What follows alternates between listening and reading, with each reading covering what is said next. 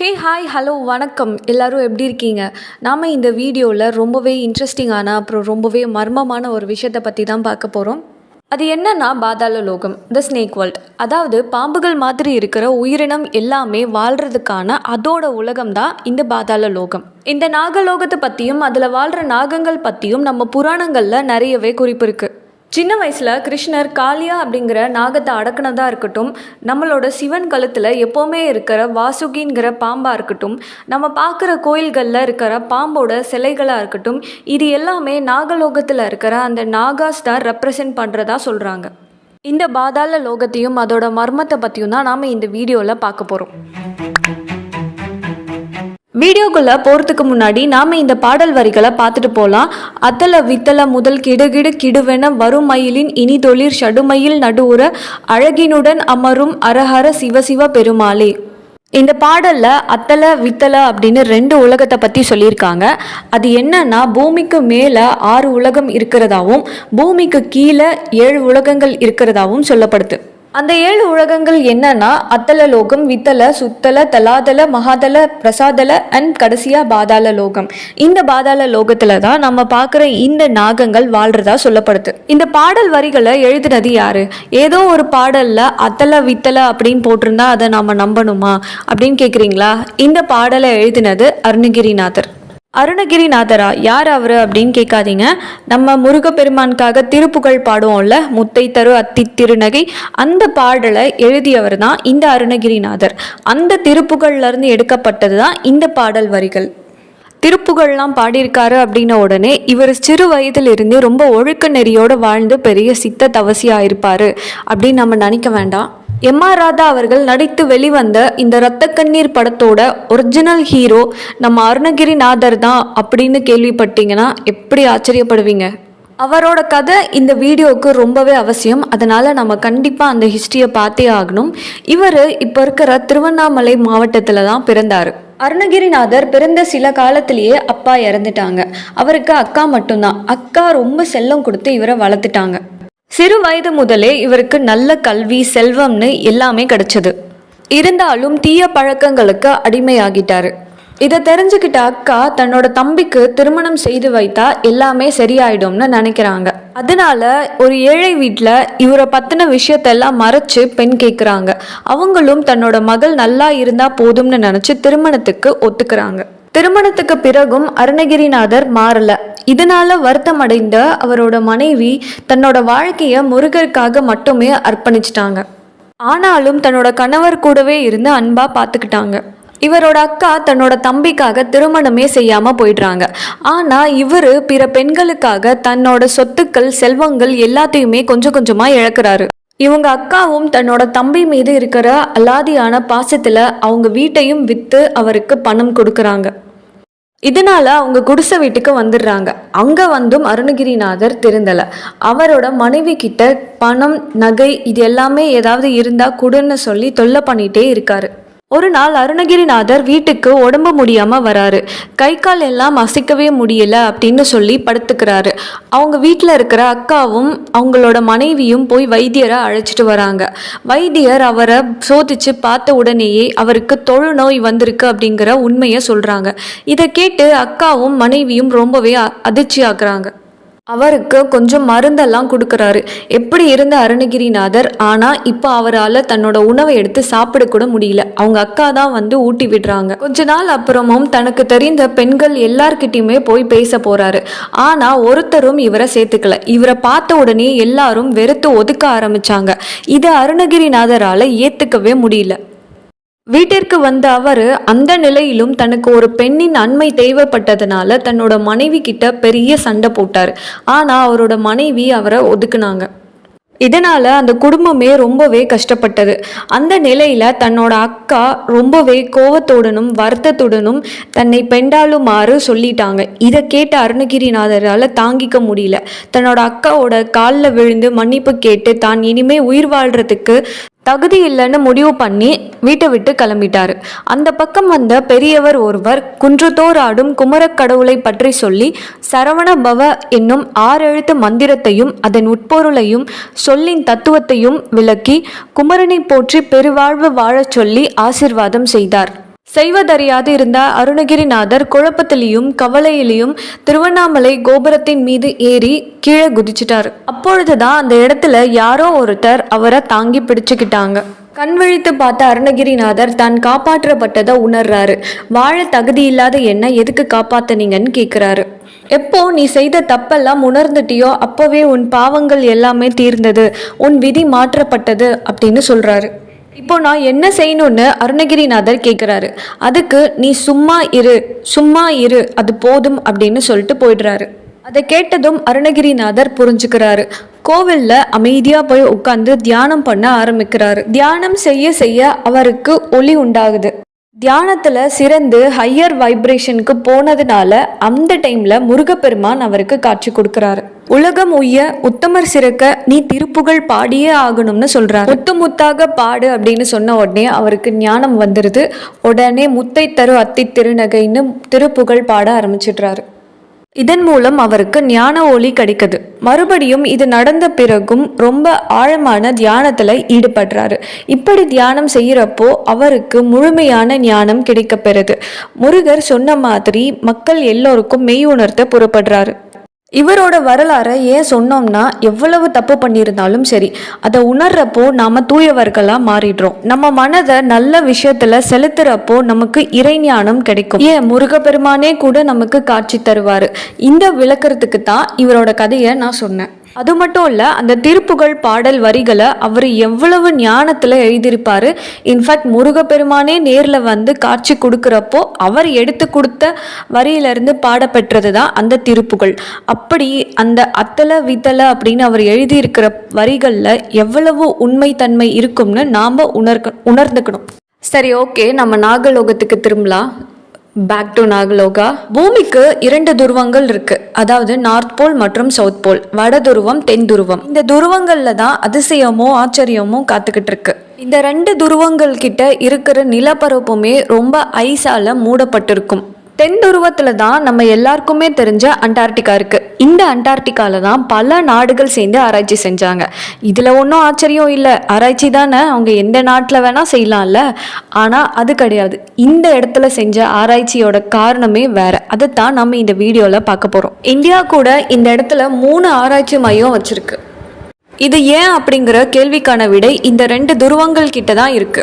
நம்ம எல்லாருமே இந்த துருவங்கள் எல்லாம் இந்த மாதிரி தான் இருக்கும் அப்படின்னு நினச்சிருப்போம். ஆனால் அது அந்த மாதிரி இல்லை. இந்த தென் துருவம் மற்றும் வட துருவத்தில் 2 ஓட்டைகள் இருக்கும். அதாவது ஒரு பெரிய ஹோல் ஒன்று கிரியேட் ஆகியிருக்கும். இதை நாம் சேட்டலைட் இமேஜஸில் பார்க்கலாம். அந்த போல்ஸில் இருக்கிற ஹோல் வழியாக போகிறப்போ நம்ம இன்னொரு உலகத்துக்கு போக முடியும்னு சொல்கிறாங்க. அந்த உலகம் தான் பாதாள லோகம் இல்லைனா நாகலோகம்னு சொல்கிறாங்க. இது எப்படி உருவாகுதுன்னா, பூமிக்கு கிடைக்கிற ஈர்ப்பு விசைனாலையும் காந்தத்தோட சுழற்சியினாலையும் 2 துருவங்களுக்கு இடையில காந்தம் துளைத்து கொண்டு போகும். இதனால ஒரு வழி உருவாகுதுன்னு சொல்றாங்க. இந்த காந்தம் தனக்குன்னு ஒரு பாதையை உருவாக்கி பூமியை சுத்தி இந்த மாதிரி சுழன்றுகிட்டே இருக்கும். இது இயற்கையாகவே நடக்கிற ஒரு விஷயம்தான்.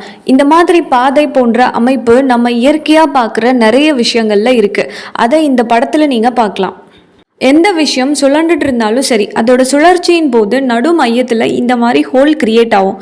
அதை புயல் வரப்போ இல்லை கேலக்ஸி சுற்றிக்கிட்டு இருக்கப்போ அதை நம்ம ஈஸியாக பார்க்க முடியும். அதே மாதிரி தான் இந்த பூமி உருவாகி பல கோடி வருஷம் ஆகுதுன்னு சொல்கிறாங்க. அத்தனை வருஷமாக அது சுழண்டுட்டே இருக்குது. அப்படி அது சுழற்சியில் இருக்கிறப்போ அந்த காந்த புலத்தில் நிறைய மாற்றம் ஏற்பட்டிருக்கும். இந்த மாற்றம் பூமியில் பல அடுக்குகளை உருவாக்கி இருக்கும். இந்த அடுக்குகள் ஒன்னொன்னும் அருணகிரிநாதர் சொன்ன மாதிரி பல உலகங்களாக மாறி இருக்கு. இதை நான் சொல்லலை, எட்மண்ட் ஹாலி அப்படிங்கிற சயின்டிஸ்ட் 17ஆம் நூற்றாண்டில் சொன்னார். இவர் ஒரு வால் நட்சத்திரத்தோட சுற்றுவட்ட பாதையை கண்டுபிடிச்சு அது 75 வருஷத்துக்கு ஒரு தடவை பூமி கிட்ட வரும்னு கண்டுபிடிச்சாரு. அதனாலேயே அந்த வால் நட்சத்திரத்துக்கு ஹாலிஸ் காமெட் அப்படின்னு இவரோட பேரையே வச்சிருக்காங்க. இவர் ஒன்றும் சாதாரண ஆள் கிடையாது. இவர் ஒரு மேத்தமெட்டிஷியன், ஆஸ்ட்ரானமர், அப்புறம் கடல் பயணத்தில் ஷிப்புக்கு கேப்டனாக இருந்திருக்காரு, இன்டர்நேஷ்னல் ஸ்பையாகவும் இருந்திருக்காரு. இவரோட தியரி என்னன்னா, பூமிக்கு உள்ள பல அடுக்குகள் இருக்கிறதாவும் அதில் மனிதர்கள் மாதிரியான உயிரினமும் பீஸ்ட்னு சொல்லப்படுற மிருகங்களும் வாழ்றதா அவர் சொல்றாரு. பூமிக்கு நடுவுலையும் ஒளிரக்கூடிய ஏதோ ஒன்று இருக்கு, அதுதான் அந்த உயிரினங்களுக்கு ஒளி தருது அப்படின்னு சொல்றாரு. பூமியோட வடதுருவம் மற்றும் தென் துருவத்தில் இந்த மாதிரி பிரகாசிக்கக்கூடிய ஒளி வந்து தோன்றும். இது எதனால் உருவாச்சு அப்படின்னு எட்மண்ட் ஹாலி ஒரு எக்ஸ்பிளனேஷன் கொடுக்குறாரு. பூமிக்கு உள்ளே இருக்கிற அந்த உலகத்துல இருந்து வெளிவர ரேடியன்ட் கேஸஸ், அதாவது ஒளிர்கின்ற காத்துனால தான் இந்த மாதிரி ஒளி உருவாக்குது அப்படின்னு எக்ஸ்பிளனேஷன் கொடுக்குறாரு. அதுக்கப்புறம் 18ஆம் நூற்றாண்டில் யூலர் அப்படிங்கிறவர் வராரு. அவர் என்ன சொல்கிறாருன்னா, ஒரு 600 மைல் அளவில் இருக்கிற ஒரு ஒளிர்கின்ற பொருள் பூமிக்கு நடுவில் இருக்கிறதாவும் அதுதான் அங்கே இருக்கிற உயிரினங்களுக்கு வெளிச்சம் தரதா அவர் சொல்கிறாரு. அது மட்டும் இல்லாமல் ஏதோ ஒரு அட்வான்ஸ்டு சிவிலைசேஷன், அதாவது அறிவிலையும் தொழில்நுட்பத்திலையும் உயர்ந்த ஒரு உயிரினம் பூமிக்கு உள்ளே இருக்கிற அந்த இன்னர் வேர்ல்டில் போய் பதுங்கி வாழ்கிறதா சொல்கிறாரு. அதுக்கான காரணம் என்னன்னு தெரியலை. 1846 வருஷம் உள்ளி மேமத்னு சொல்கிற இந்த விலங்கோட உறைந்து போன படிமம் வந்து கிடச்சிருக்கு. அதை ஆராய்ச்சி பண்ணி பார்க்குறப்போ அதோட வயிற்றுல அது சாப்பிட்ட பைன் கோன்ஸ் வந்து இருந்திருக்கு. அந்த பைன் கோன்ஸ் ஜீரணமாகாமலே இருந்திருக்கு. அதுக்கு அர்த்தம் என்னன்னா, இந்த விலங்கு திடீர்னு தான் உறைந்து போயிருக்கணும். அவ்வளவு சீக்கிரமாக கால மாற்றம் நடைபெறாது. அதுக்கு என்ன அர்த்தம் சொல்கிறாங்க அப்படின்னா, இது இன்னர் வேர்ல்டு, அதாவது பூமிக்கு உள்ளே இருக்கிற உலகத்துல இருந்து இது எப்படியோ மேலே வந்திருக்கும், வந்த உடனேயே அது உறைந்து போயிருக்குன்னு சொல்கிறாங்க. 1906 வருஷம் வில்லியம் ரீட் அப்படிங்கிறவர் த ஃபேந்தம் ஆஃப் த போல்ஸ் அப்படின்னு ஒரு புத்தகம் எழுதியிருக்காரு. அதில் அவர் என்ன சொல்கிறாருன்னா, கப்பல்கள் எல்லாமே வெளியில் இருக்கிற பூமியிலேருந்து உள்ளே இருக்கிற பூமிக்கு பயணம் பண்ண முடியும்னு சொல்லியிருக்காங்க. ஏற்கனவே இந்த மாதிரி நிறைய கப்பல்கள் போனதா சொல்றாரு. அதுல பயணம் பண்ண எல்லாருமே அவங்களுக்கே தெரியாம இன்னர் உலகத்துக்குள்ள போனதா எழுதியிருக்காரு. சரி, இப்போ நாம அந்த இன்னர் வேர்ல்டுக்குள்ள போலாமா? வாங்க, ரொம்பவே இன்ட்ரெஸ்டிங்கா இருக்கும். என்னோட பேர் ஜான்சன். நானும் என்னோட அப்பாவும் மீன் பிடிக்கிறதுக்காக படகுல போயிட்டு இருந்தோம். அப்போ நடந்த ஒரு சுவாரஸ்யமான மர்மமான விஷயத்தை தான் நான் உங்க கூட ஷேர் பண்ண போகிறேன். நான் என்னோட 9 வயசுலேருந்து 14 வயசு வரைக்கும் ஸ்டாக்ஹோம் அப்படிங்கிற ஊரில் தான் வாழ்ந்துட்டு இருந்தேன். அங்கே தான் ஒரு ப்ரைவேட் ஸ்கூலில் நான் படிச்சுட்டு இருந்தேன். நான் அப்பப்போ எங்கள் அப்பா கூட ஃபிஷிங் பண்ணுறதுக்காக போவேன். எங்கள் அப்பா பற்றி சொல்லணுன்னா, அவர் ஒரு 6 அடி இருப்பார். அந்த ஊர்லேயே அவர் தான் பலசாலி மாதிரி இருப்பார். இந்த ஃபிஷ்ஷிங் ட்ரிப்புக்கு அப்புறம் 4 வருஷம் 8 மாதம் கழித்து நான் ஸ்டாக்ஹோம் வந்தேன். எங்கள் அம்மா உயிரோடு இருக்காங்களான்னு பார்த்தேன். ஆனால் அவங்க இறந்து போயிருந்தாங்க. எனக்கு சேர வேண்டிய ப்ராப்பர்ட்டி எல்லாமே என்னோட அங்கிள் கிட்ட கொடுத்துருந்தாங்க. ஒரு நாள் நான் அவர்கிட்ட நடந்த எல்லா உண்மையும் சொன்னேன்.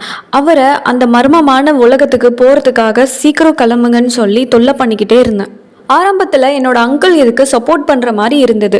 நானும் அதை நம்பிட்டேன். நிறைய ஹையர் அஃபிஷியல்ஸ் கிட்ட எல்லாம் இந்த கதையை சொல்ல சொன்னார். நானும் அப்படியே நடந்த எல்லா விஷயத்தையும் சொன்னேன். அப்போதான் என்னோட அங்கிள் ஏதோ ஒரு பேப்பரில் கையெழுத்து போட்டுக்கிட்டு இருந்தார். அப்போ எனக்கு தெரியல என்ன நடக்குதுன்னு. அப்புறமா தான் தெரிஞ்சது, என்னை எந்த ஒரு வார்னிங்குமே இல்லாமல் அரெஸ்ட் பண்ணிட்டாங்க. 28 வருஷம் மனநல காப்பகத்தில் என்ன போட்டுட்டாங்க. அது ரொம்பவே கொடுமையாக இருந்தது. கடைசியாக அக்டோபர் மாதம் 1862 வருஷம் என்ன ரிலீஸ் பண்ணாங்க.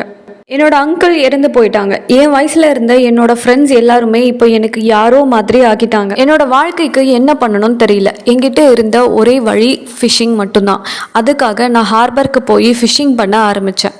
5 வருஷம் நான் மற்றவங்களுக்காக ஃபிஷிங் பண்ணேன். கடைசி 20 வருஷம் நான் எனக்காக ஃபிஷிங் பண்ணேன். ஆனால் இத்தனை வருஷத்துலேயும் நான் யார்கிட்டையுமே நடந்த அந்த பழைய விஷயத்த நான் சொல்லவே கிடையாது. சொன்னால் எனக்கு பிரச்சனை வரும்னு நான் பயந்தேன். எனக்கு தேவையான பணம் கிடைச்சதும் நான் 1889 வருஷம் என்னோட போட்டெல்லாம் விற்றுட்டு நான் அமெரிக்காவுக்கு வந்துட்டேன்.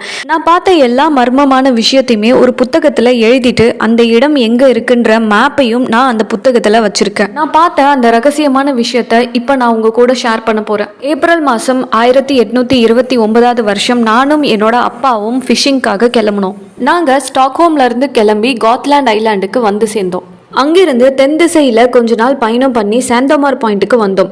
அதாவது டென்மார்க்கையும் ஸ்காண்டினேவியன் கோஸ்டையும் பிரிக்கிற ஒரு இடம்.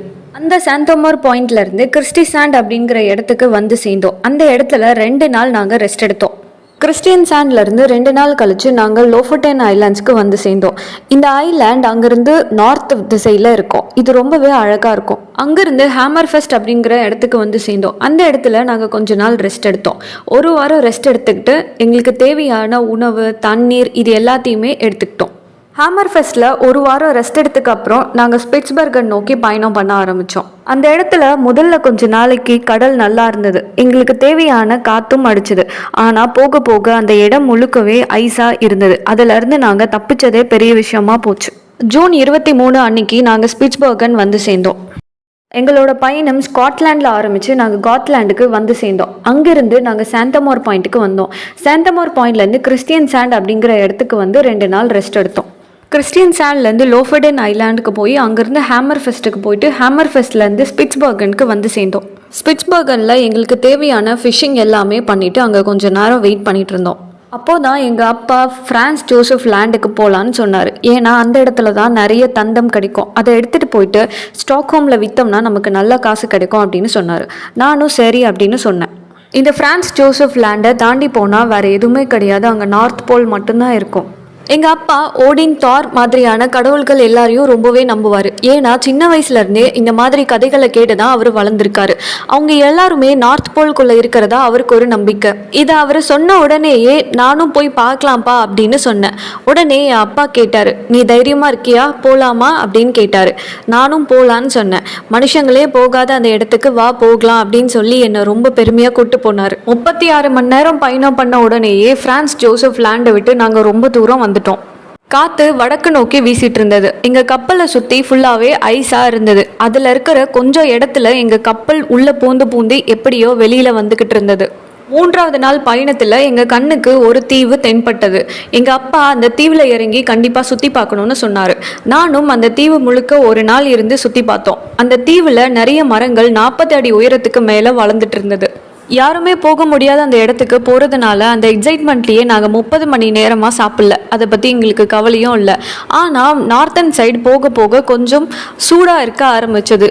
ஹேமர் ஃபெஸ்ட்டில் இருந்ததை விட இங்கே வந்து வார்ம் கொஞ்சம் அதிகமாக இருந்தது. கொஞ்ச நேரம் பயணம் பண்ணதுக்கப்புறம் எனக்கு பசி எடுக்க ஆரம்பிச்சது. நான் அப்பா கிட்ட சொன்னேன். அதனால் கொஞ்சம் நான் சாப்பிட்டுட்டு உடனே தூங்கிட்டேன். எவ்வளோ நேரம் தூங்கினேன்னு தெரியல. எழுந்து பார்த்தப்போ அப்பாவும் தூங்கிட்டு இருந்தாங்க. அப்போ தான் நான் தூரத்தில் பார்த்தேன், எங்களை நோக்கி ஒரு பெரிய பனி புயல் ஒன்று வந்துட்டு இருந்தது. அந்த பனி புயல் எங்களை நோக்கி வந்துக்கிட்டு இருந்தது. நான் அப்பாவை எழுப்பினேன். எழுந்த அவர் வேகமாக ஷிப்பை ஓட்டிக்கிட்டு இருந்தார். எங்களை சுற்றி வெறும் பனியாக இருந்தது. எங்கள் கப்பலே மூழ்கிற மாதிரி ஆயிடுச்சு.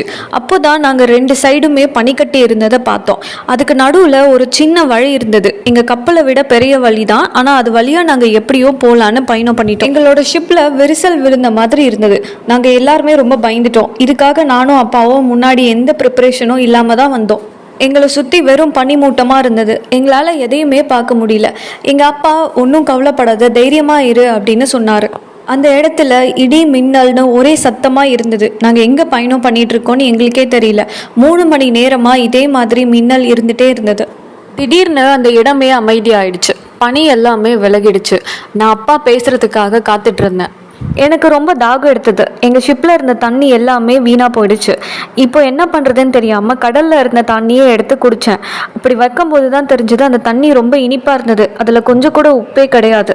எங்களோட காம்பஸோட டைரெக்ஷன் எல்லாமே மாற்றி காமிச்சது. நாங்கள் ரொம்ப பயந்துட்டோம். அப்போ தான் என்னோட அப்பா ஆச்சரியப்படுற மாதிரி ஒரு விஷயத்த காமிச்சாரு. அது என்னன்னா, ரொம்ப பிரைட்டான ரெட் கலரில் சூரியன் மாதிரியே ஒன்று தெரிஞ்சுது.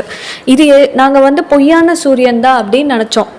அந்த சூரியன் ரொம்ப நேரம் ஆகியும் போகலை. அப்போ தான் இது உண்மைங்கிறதே நாங்கள் புரிஞ்சுக்கிட்டோம். இப்படியே ஒரு நாள் முழுக்க பயணம் பண்ணிகிட்டே இருந்தோம். நான் அசதியில் தூங்கிட்டேன். அப்போ திடீர்னு என்னை யாரோ எழுப்பினாங்க. அது என்னோட அப்பா தான். ஜான்சன், எழுந்துரு, இங்கே பாரு அப்படின்னு சொல்லி எழுப்பினாரு. என்னன்னு பார்த்தா அந்த இடத்துல ஒரு லேண்டு தெரிஞ்சது. அது எங்கள் கண் பார்வையிலேருந்து ரொம்ப தூரம் தெரிஞ்சது. எங்களால் ஒரு மணலில் மட்டும்தான் பார்க்க முடிஞ்சுது. ஆனால் அந்த மணலுக்கு பின்னாடி ஒரு லேண்ட் இருக்குன்றது உணர முடிஞ்சுது.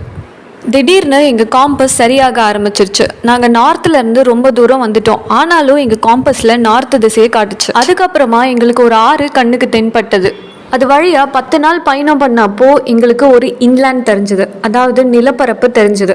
நாங்கள் ஏப்ரல் மாதம் கிளம்புனோம். 5 மாதத்துக்கு அப்புறம் செப்டம்பர் மாதம் நாங்கள் இந்த நிலத்துக்கு வந்திருக்கோம்.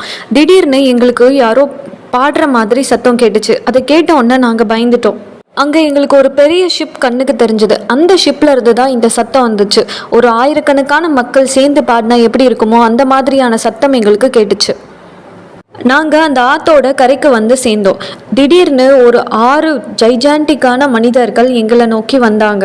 அவங்க வித்தியாசமான மொழியை பேசிக்கிட்டு இருந்தாங்க. எங்களை ரொம்ப விசித்திரமாக பார்த்துட்டு இருந்தாங்க. அங்கேருந்த ஒருத்தர் என்னோட காம்பஸை வாங்கி பார்த்தாரு. கொஞ்ச நேரத்திலேயே எங்களையும் எங்களோட ஷிப்பையும் அவங்களோட கப்பலில் ஏற்றிக்கிட்டாங்க. அந்த இடத்துல ரொம்பவே பெரிய பெரிய மரங்களும் அழகான செடிகளும் இருந்தது. அங்கே இருந்த மனிதர்கள் எல்லோருமே 12 அடிக்கு இருந்தாங்க. பெண்கள் 10லேருந்து 11 அடி வரை இருந்தாங்க. நாங்கள் ஏறின உடனேயே ஷிப் கிளம்ப ஆரம்பிச்சிருச்சு. 2 நாள் நாங்கள் அந்த ஷிப்பில் பயணம் பண்ணிகிட்டு இருந்தோம். அப்போ எங்களுக்கு ஒரு நிலப்பரப்பு தெரிஞ்சுது. அந்த இடத்துல கப்பலை நிறுத்தினாங்க. அங்கே வீடுகள் எல்லாமே ரொம்ப உயரமாக இருந்தது. எல்லாமே பார்க்க கிட்டத்தட்ட ஒரே மாதிரி இருந்தது. அந்த மக்களோட பிரதான தொழில் விவசாயமாக தான் இருந்துச்சு. அங்கே பலவிதமான மரங்கள், செடிகள், பழங்கள் அப்படின்னு எல்லாமே கிடைச்சிது. அந்த பழங்கள் அத்தனையும் அவ்வளோ ருசியாக இருந்தது. அங்கே இருக்கிற கோபுரங்கள், வீடுகள் அப்படின்னு எல்லாத்துலேயுமே தங்கம் மட்டும்தான் பூசியிருந்தாங்க. அந்த ஊரே ஒரே தங்கத்தில் ஜொலிச்சது. நாங்கள் ஜீஹோ அப்படிங்கிற சிட்டியில் தான் வாழ்ந்தோம். அங்கே தான் 1 வருஷம் இருந்தோம். ஆனால் அந்த 1 வருஷ காலத்துலேயுமே ஈடன் அப்படின்னு ஒரு சிட்டி இருக்கிறதாவும் அதை பற்றி தான் எல்லாருமே பேசிகிட்டு இருந்தாங்க. நாங்கள் அங்கே 1 வருஷம் இருந்ததால் அந்த லாங்குவேஜையும் நாங்கள் கற்றுக்கிட்டோம். நாங்கள் ஜீஹோவில் 1 வருஷம் இருந்தோம். திடீர்னு ஒரு நாள் ஈடன்லேருந்து ஒருத்தர் வந்தார். எங்ககிட்ட நிறைய பேசிகிட்டு இருந்தார். வெளி உலகம் எப்படி இருக்கும், அந்த எந்த மாதிரி மனிதர்கள் இருக்காங்க, எந்த மாதிரி உணவு இருக்கும், அங்கே இருக்கிற கடல்கள்லாம் எப்படி இருக்கும், எங்களோட மேப் என்ன அப்படின்னு கேட்டு தெரிஞ்சுக்கிட்டாரு. எங்களை எலக்ட்ரிசிட்டி மாதிரி இருக்கிற ஒரு வாகனத்தில் கூட்டிகிட்டு போனாங்க. பெரிய மலைகள் எல்லாமே தாண்டி தான் நாங்கள் போனோம். அதுக்கப்புறமா ஈடனுக்கு வந்து சேர்ந்தோம். ஈடன் பார்க்குறதுக்கு ரொம்பவே அழகாக இருந்தது. அப்படி ஒரு அழகான நகரத்தை நான் அது வரைக்கும் பார்த்ததே இல்லை. ஒரு பெரிய ஹாலில் ஈடனோட தலைவர் உட்காந்துக்கிட்டு இருந்தார். பார்க்கவே ரொம்ப கம்பீரமாக இருந்தார். அங்கே இருந்த மக்கள்லேயே அவர் தான் ரொம்ப உயரமாக இருந்தார். ஒரு 15 அடி இருந்திருப்பார். அவர் எங்ககிட்ட ஒரு 1 மணி நேரம் நல்லா பேசிக்கிட்டு இருந்தார். எங்களை பற்றி கேட்டார். இங்கேயே இருக்கீங்களா இல்லை வெளி உலகத்துக்கு போகிறீங்களான்னு கேட்டார். நாங்கள் இங்கே இருக்கிற டான்ஸ், மியூசிக், கட்டிடம்னு எல்லாத்தையும் பார்த்து ரசிச்சுட்டு கொஞ்ச நாள் கழித்து நாங்கள் போகிறோம் அப்படின்னு சொன்னோம். அங்கேயே நாங்கள் கொஞ்ச நாள் இருந்து சுற்றி பார்த்தோம். ரொம்ப சந்தோஷமாக இருந்தது. அந்த மக்கள் எங்களை ரொம்ப நல்ல விதமாக ட்ரீட் பண்ணாங்க.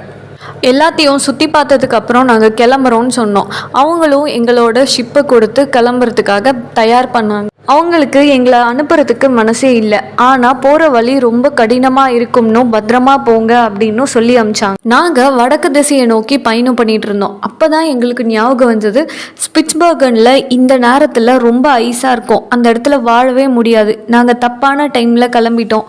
இதை நாங்கள் யோசிச்சிருக்கணும். ஆனால் அதை நாங்கள் மறந்துட்டோம். அதனால் நாங்கள் தெற்கு நோக்கி பயணம் பண்ண ஆரம்பித்தோம்.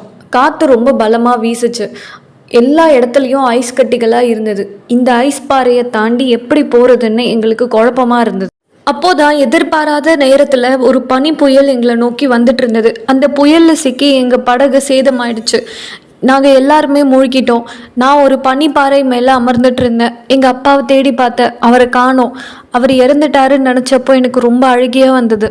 நான் ரொம்பவே தனிமையில் இருந்தேன். யாராவது என்னை வந்து காப்பாற்ற மாட்டாங்களான்னு யோசிச்சுட்டு இருந்தேன். அப்போ தான் தூரத்தில் 4 பேர் இருந்ததை நான் பார்த்தேன். அவங்க தான் என்னை காப்பாற்றினாங்க. நாங்கள் அண்டார்டிகா ஓஷனில் இருந்தோம். ஆனால் நாங்கள் கிளம்புனது ஆர்டிக் ஓஷனில் இருந்து. ஆனால் நாங்கள் தெற்கு பக்கம் திரும்பினதுனால அண்டார்டிக் ஓஷனில் இப்போ இருந்தோம். அவங்க என்கிட்ட எல்லா கேள்வியும் கேட்டுட்டு இருந்தாங்க. நான் நடந்ததை சொன்னேன். அவங்க எனக்கு ஏதோ ஆயிடுச்சுன்னு நினச்சாங்க. அதனால நான் பேசுகிறதையே விட்டுட்டேன். அப்புறம் நாங்கள் ஸ்டாக்ஹோம்க்கு வந்து சேர்ந்தோம். அதுக்கப்புறம் நடந்த எல்லாம் தான் உங்களுக்கே தெரியுமே. நான் பார்த்த எல்லாத்தையுமே, எனக்கு தெரிஞ்ச எல்லாத்தையுமே நான் அந்த புத்தகத்தில் எழுதியிருக்கேன். அதோட மேப் எல்லாத்தையுமே நான் கொடுத்துருக்கேன். கண்டிப்பாக இந்த உலகம் நான் சொன்னதை ஒரு நாள் ஒத்துக்கும் அப்படின்னு சொல்லி அவர் தன்னோட கதையை முடிக்கிறார். சரி, ஜான்சன் மட்டும்தான் இப்படி சொன்னாரா, வேறு யாரும் சொல்லலையா அப்படின்னா இல்லை, ஒருத்தர் இருக்கார், ரிச்சர்ட். இவர் தான் யூஎஸ் நேவல் ஃபோர்ஸில் வேலை செஞ்சவர். இவரும் அதே கருத்தை தான் சொல்கிறாரு. இவர் நார்த் போல் மற்றும் சவுத் போலில் வேலை செஞ்சவர். அந்த இடத்த தேடி கண்டுபிடிச்சதில் பெரும் பங்கு இவருக்கு தான் இருக்குது. 2ஆம் உலக போருக்கு அப்புறம் உலக நாடுகள் மொத்தமே அவங்களோட அதிகார சண்டையை அண்டார்டிகா மேலே காமிச்சாங்க. அது ஏன்? அண்டார்டிகாவில் என்ன இருக்குன்னு சொல்லி அங்கே தேடி போனாங்க. அங்கே என்ன பவர்ஸ் இருக்குது? அந்த இடத்துல சவுத் போல் மட்டும்தான் இருக்குது. அதில் என்ன இருந்ததுக்காக அதை தேடி போனாங்க. இந்த ரிச்சர்ட் யாரை தேடி அண்டார்டிகா போனாருன்னு தெரியுமா? நம்மளோட ஹிட்லரே தான். வேர்ல்டு வார் 2ல் தன்னோட தோல்விக்கு அப்புறம் நாசி படைகளோட ஹிட்லர் அண்டார்டிகாவுக்கு வந்தார். ஏன் அவர் அண்டார்டிகாவுக்கு வந்தார்? அவரை ஃபாலோ பண்ணி தான் ரிச்சர்ட் அங்கே வந்து சேர்ந்தார். இந்த மிஸ்டேக்கும் பாதாள லோகத்தில் இருக்கிற நாக இனத்துக்கும் என்ன சம்மந்தம், இதெல்லாம் நம்ம பார்ட் 2 வீடியோவில் பார்க்கலாம். சேனலை சப்ஸ்கிரைப் பண்ணாதவங்க சப்ஸ்கிரைப் பண்ணிக்கோங்க. நான் அடுத்த வீடியோவில் சந்திக்கிறேன். தேங்க்யூ ஃபார் வாட்சிங்.